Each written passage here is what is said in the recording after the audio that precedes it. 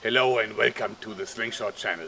Remember the dagger that I made to stab the stab-proof vest, quote unquote?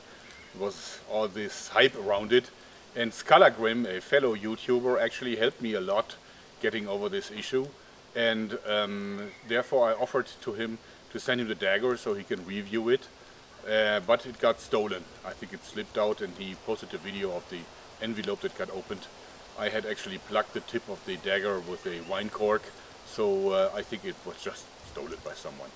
Anyway, he believes it's cursed, and maybe it is, but I'm not giving in so quickly. So I have decided to make him a new one. And of course base material is this.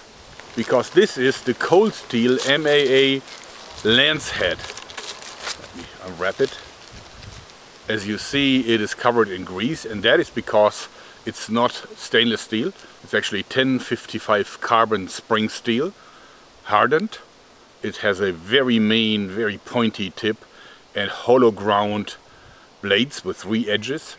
And of course it's a lance head, so it's designed to be attached to a spear. And Cold Steel is saying that this design actually was used in medieval times to pierce armor. And I have no doubts that it works just fine. But of course our task is to make a dagger from it. And that's what we're going to do. First we have to cut off a large piece of the steel shaft. And that's my marker here.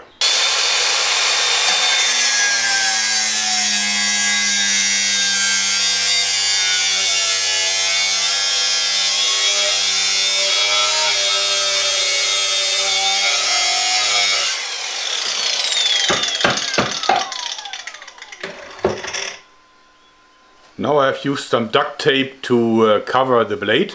First of all, so that we don't injure ourselves. But also, no, I mean I've done this mostly so that I can avoid scratches on the bluing. For the core of the handle we will use marine grade quality multiplex, so plywood. As you see, it's the good stuff with 13 layers on 18 millimeters. And that's going to be the core of the handle. And this is the shape of the handle. As you see, it has finger grooves. And of course it has space for the blade.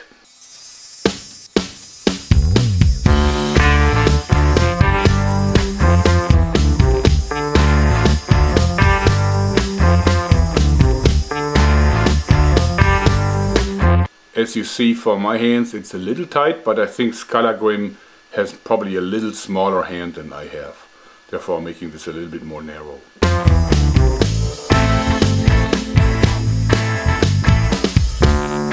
So now we have a perfect fit. Actually it's squeezing the blade in a little bit, which is just what we want. And now we can fill the gaps with the hot glue.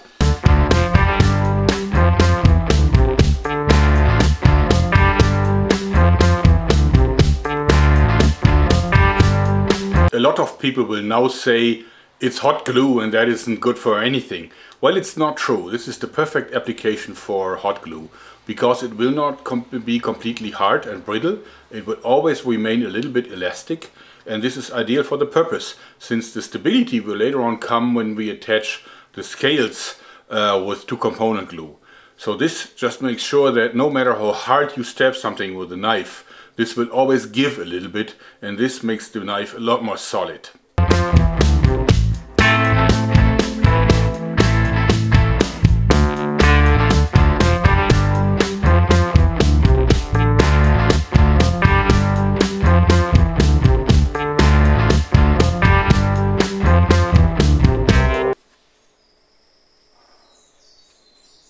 Now we will make the scales. Unfortunately, I do not have any of the mahogany that I used for the original one. So this is cocobolo. So we'll make this one from cocobolo wood.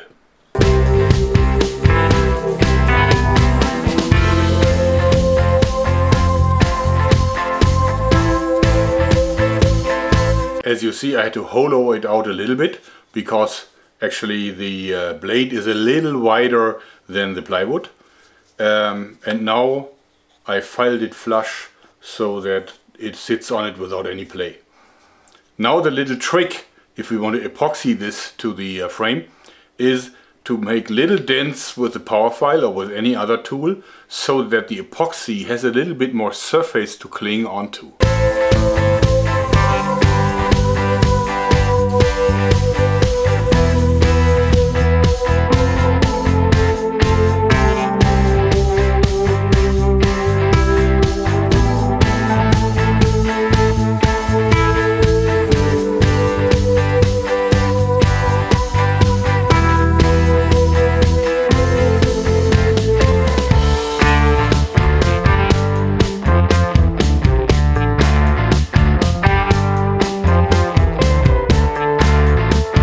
Glue is now fully hardened after a whole night, and of course now this is about as unwieldy as you can possibly imagine.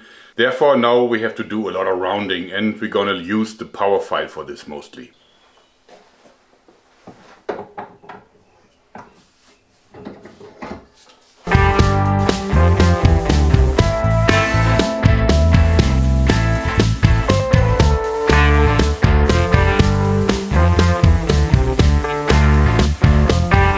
As you see, now everything is filed flush, and what we also see is that there is a little bit of a gap in here, so this means the hot glue hasn't completely sealed this, and we're now going to fix this by adding a little bit more hot glue, but we're also heating up the existing hot glue with a heating gun, just so that the layers of the hot glue will mix.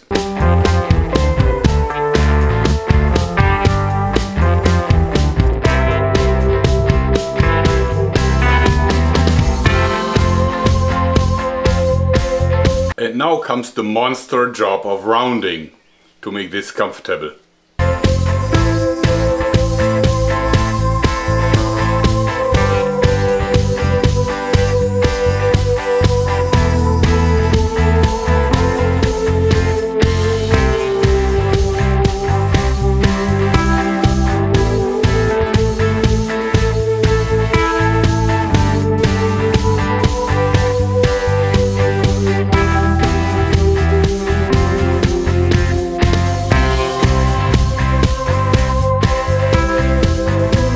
Now we can see that the shape is slowly coming together.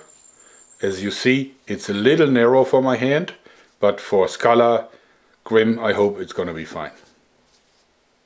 Now we have to use the file for the fine work. Now the raw shape is ready. As you see, the file work is done and it's really comfortable to hold.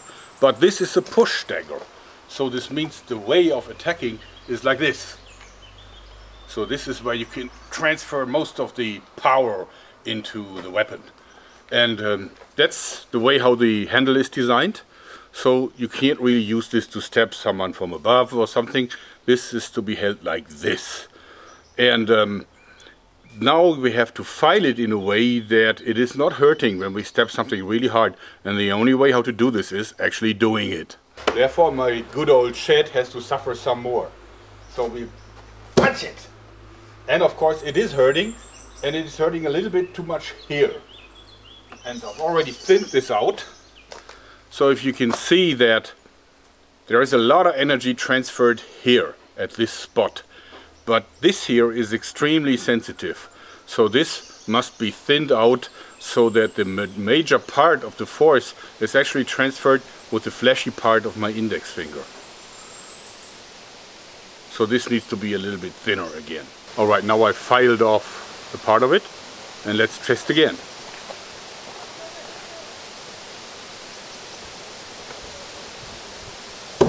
Yeah, that's much better.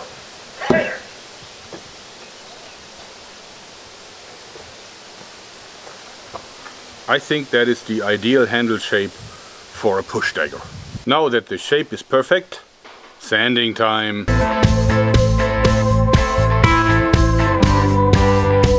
Alright, sanding is done, the coarse sanding, rough sanding, and now is the time to fill some voids that eventually are present in the plywood. It happens, and we just do this with a little bit of epoxy and wood dust, like this, and then we let it dry and file it flush. Now the gaps are closed, everything is sanded.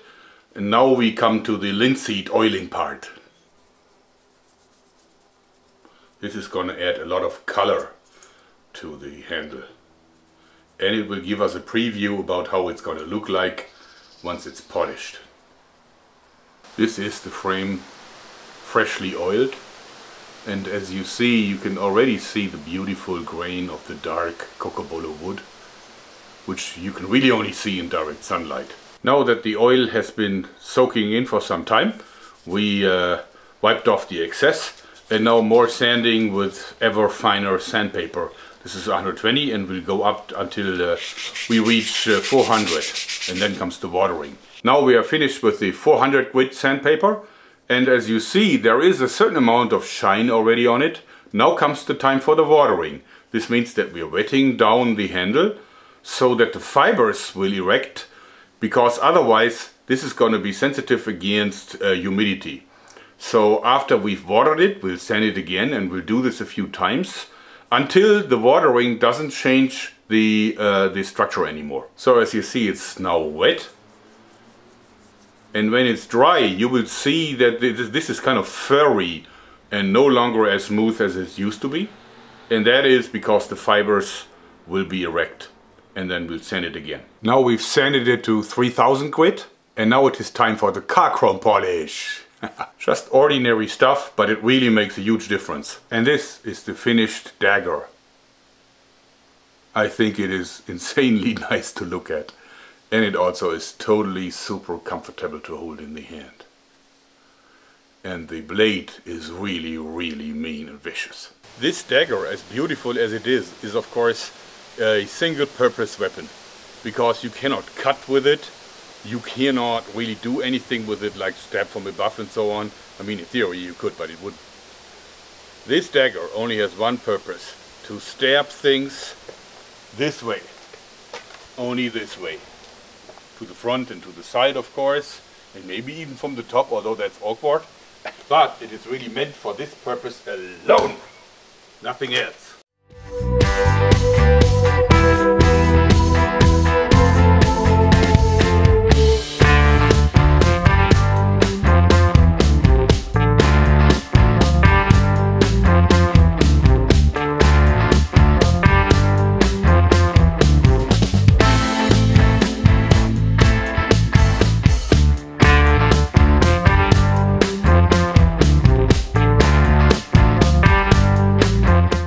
I will now package this in a super way and then send it off to Skallagrim. Well, I like it, and I hope that Skallagrim likes it, and I hope you like this too, because that's it for today. Thanks and bye bye.